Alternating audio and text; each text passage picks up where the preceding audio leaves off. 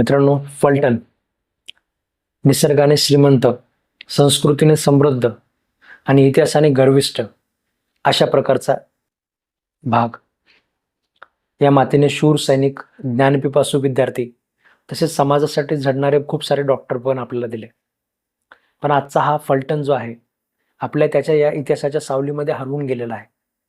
ज्या रस्त्यावर आदर आणि ममता बघायला मिळायची, आता तिथे खोट्या फिर्यादी बघायला मिळतात, मारहाण बघायला मिळते, अत्याचार बघायला मिळतोय आणि सगळ्यात मोठं म्हणजे प्रशासनाचा दबाव सुरू आहे. न्याय जो एकेकाळी या भूमीचा अभिमान होता, आज तो न्याय फायलींच्या पानांमध्ये अडकून बसलेला आहे. या अन्यायाची सर्वात मोठी बळी सध्याच्याला आपण बातम्यांमध्ये पाहतोय. एक तरुण, प्रामाणिक आणि महिला डॉक्टर. फलटण तालुक्यातील ह्या 28 वर्षीय महिला डॉक्टरचा मृतदेह जो आहे, एका हॉटेलच्या खोलीमध्ये सापडला.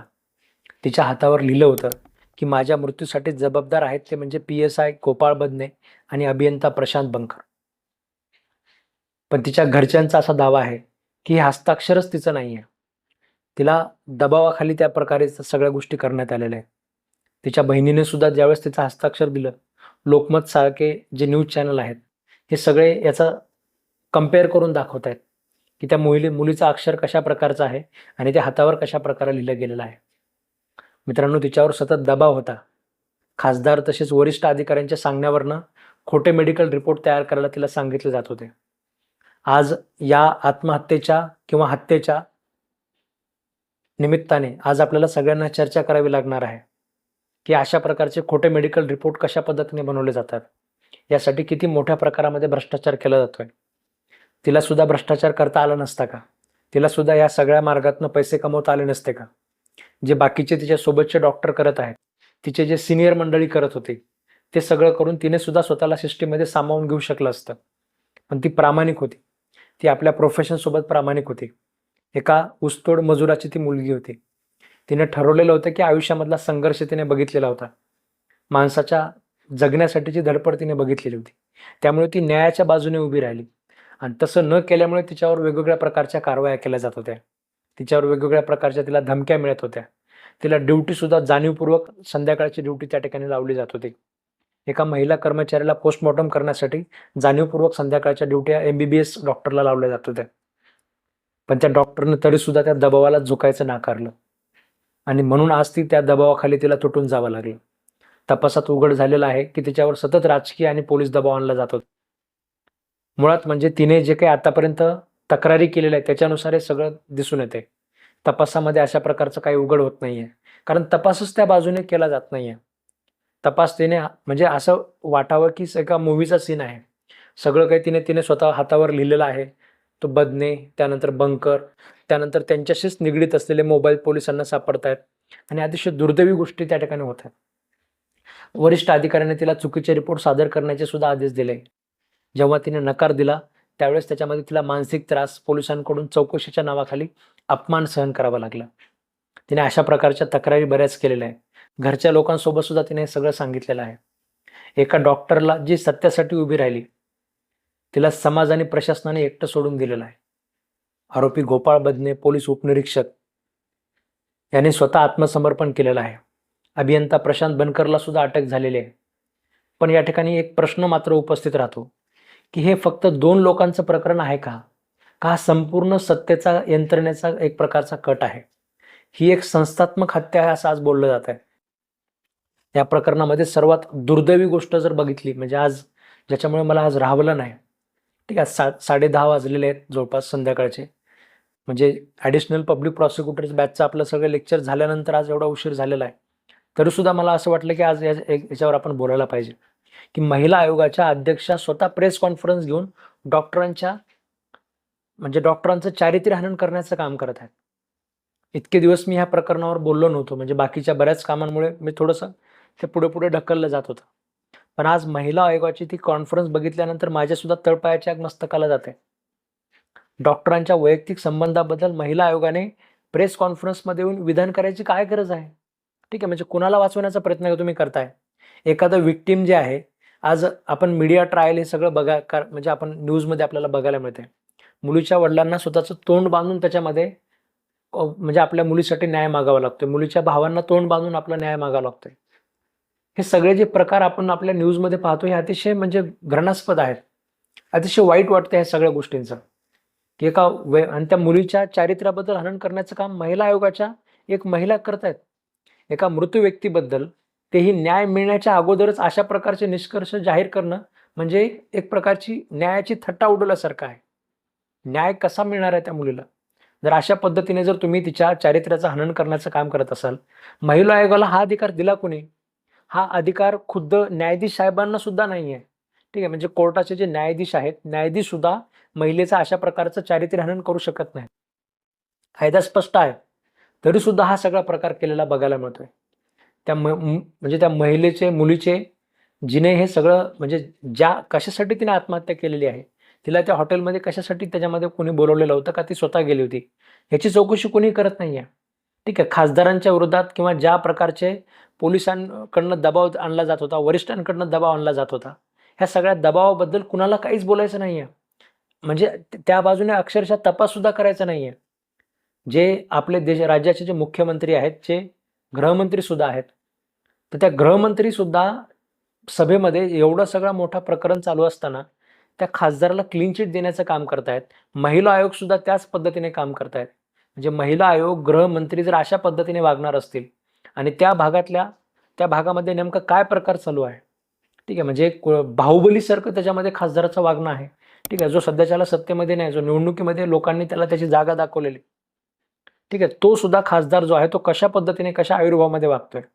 म्हणजे मी काही बातम्यांमध्ये पाहिलं, लोकमतमध्ये आणि अजून काही 2-3 राहुल कुलकर्णी वगैरे अशा काही लोकांचं मी बोलणं ऐकलं.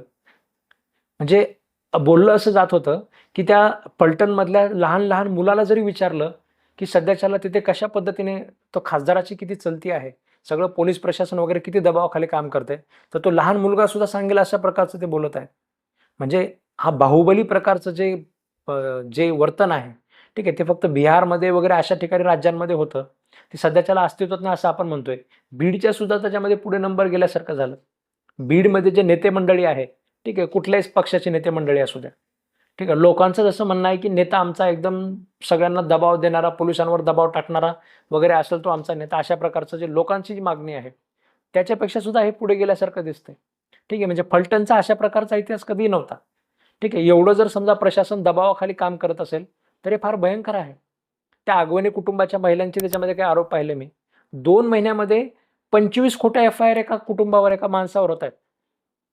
25 खोट्या एफ-आय-आर कशा काय होतात? म्हणजे पोलीस जे प्रशासन आहे, तुम्ही पोलीस प्रशासन म्हणजे न्यायासाठी तुम्ही लोक काम करता का प्रशासनाच्या काही तुम्ही म्हणजे का तुम्ही त्या एखाद्या कुठल्यातरी नेत्याच्या घरचे घरगडी आहात?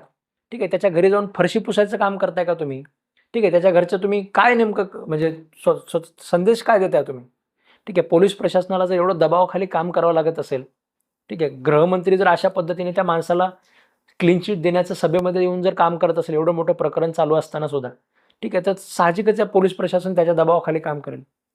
मित्रांनो, समाजाला न्यायाचा संदेश देणारा जो आयोग आहे, तो आज अन्यायाचं समर्थन करताना दिसतोय.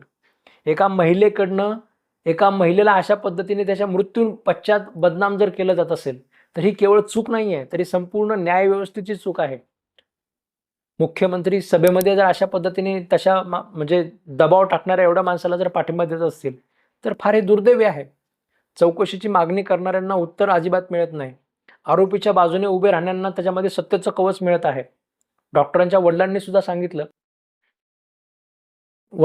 सांगितलं, त्या मुलीने 2 दिवसाखाली तिच्या भावाला फोन करून सांगितलं म्हणे, की आम्हाला म्हणजे दादा मला वरचं पुढचं शिक्षण घ्यायचं आहे आणि मला माझ्यासाठी तू कास्ट सर्टिफिकेट काढ.